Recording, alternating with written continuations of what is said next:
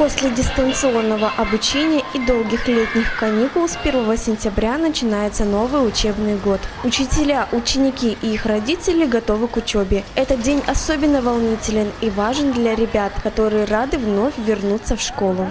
Проходили дистанционно, было сложно, многое непонятно.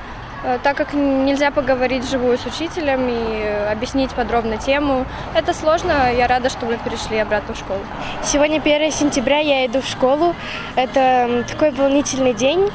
Я перехожу в 7 класс, и я очень волнуюсь, потому что 1 сентября я первый раз иду в эту школу. Сегодня я пришел в школу, перешел в 6 класс. Я очень скучал по школе, видите, давно не видел ее. Мы переживаем, но все равно дети должны учиться.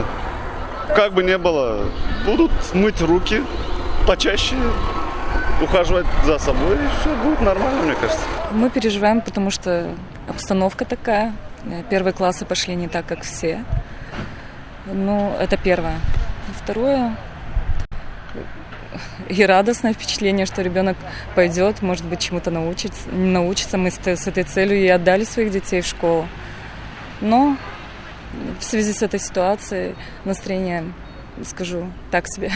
Я за ребенка своего не переживаю. Она вполне уверенно пошла в 1 класс и готова к школе. Традиционной линейки на День знаний в этом году не было. Все учебные заведения были подготовлены заранее к учебному процессу. Закуплены дезинфицирующие средства и маски.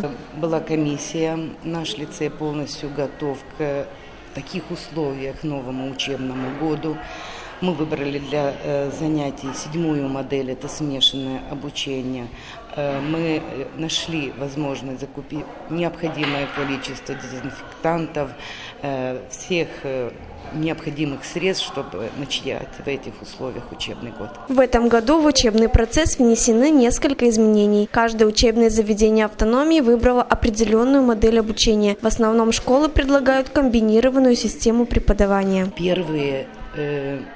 Первые 5-е, это значит вся начальная школа и 5 классы 100% в лицее, но в 2 кабинетах. И 12 выпускные. Даже можете потом заснять картинку. У нас в актовом зале наш реальный 12 класс. Они все полностью 100% в лицее.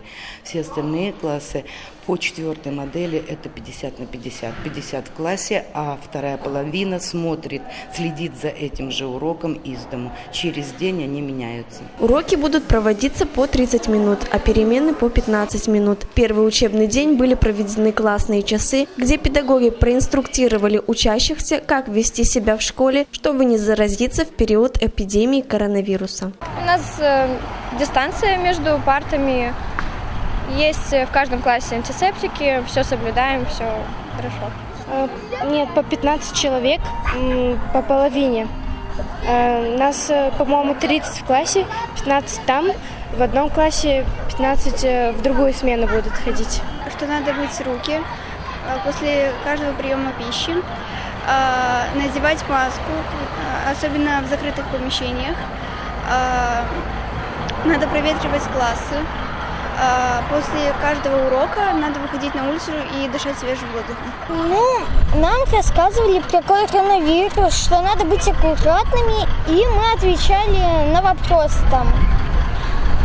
Что надо брать во время коронавируса, там, чтобы был антисептик, маска. Перед началом учебы комиссия Центра общественного здоровья проверила учебные заведения на наличие дезинфицирующих средств и соблюдение всех санитарных норм. Из 46 учебных заведений в Гагаузии были открыты 45, за исключением гимназии села Казаклия.